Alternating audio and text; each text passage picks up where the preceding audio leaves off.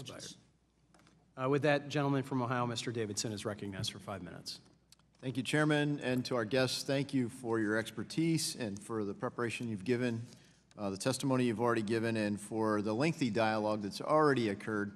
As one of the sponsors of one of the bills that's been talked about a bit, it's nice to be able to discuss it, and a co-sponsor of Mr. MacArthur's bill. So I appreciate the committee for having this hearing and for devoting the time that it's taken. Mr. Quaadman, in your testimony, you state that the administrative proceedings have, quote, created an imbalance within the system that endangers the rights of defendants and undermines the use of appropriate enforcement tools while raising important questions regarding the separation of powers between executive and judicial branches of government.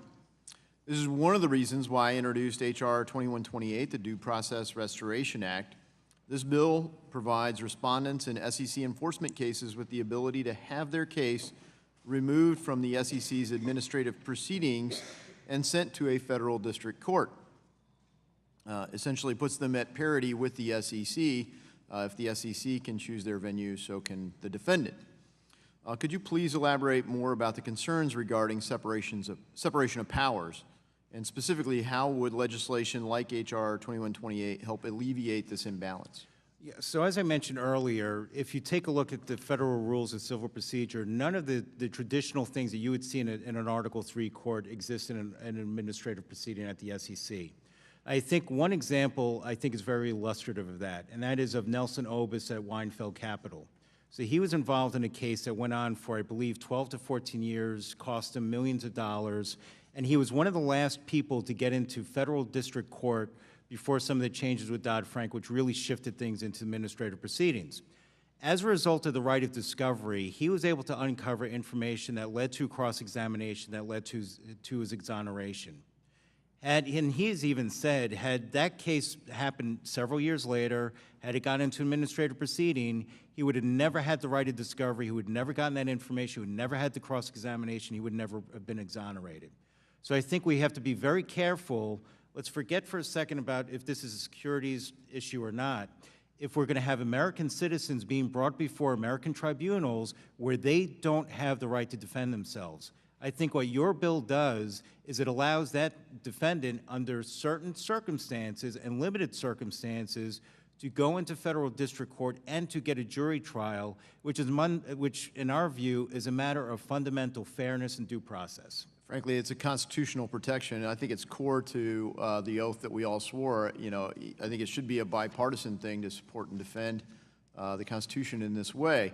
I respect the arguments that, as a huge supporter of 9th and 10th Amendments, I respect some of the arguments that have been laid out here. But even as we talk about Mr. MacArthur's bill, the idea that there could be no limited safe harbor as a condition of going public, as a consequence of a publicly traded stock on civil litigation, I think misses the point. And I respect the emphasis on the Martin Act, but if you look at the things that were done in the name of investor protection, it was really advancing a cause on climate change, not investor protection, that not just New York, but Massachusetts, the Virgin Islands, Illinois, California, and others put pressure that affects investors, affects shareholders. So you have this market-distorting behavior that hurts all shareholders, including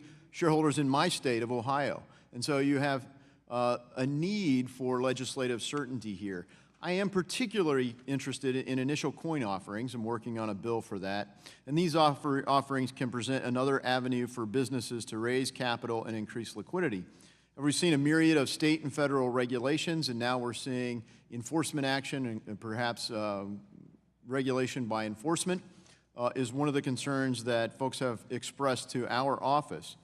And kind of a hope that somehow the courts create some sort of cohesive framework.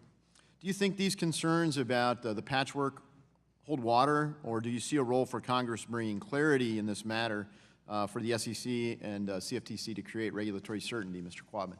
We think there's definitely a role for Congress here. We, in fact, we are putting together our FinTech agenda, which we're going to look at ICOs, and we're going to release that next month, and Treasury is going to do something like that as well this month.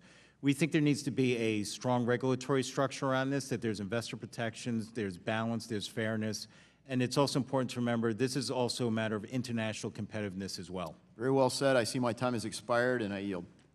Gentleman's time has expired. With that, gentleman from Arkansas.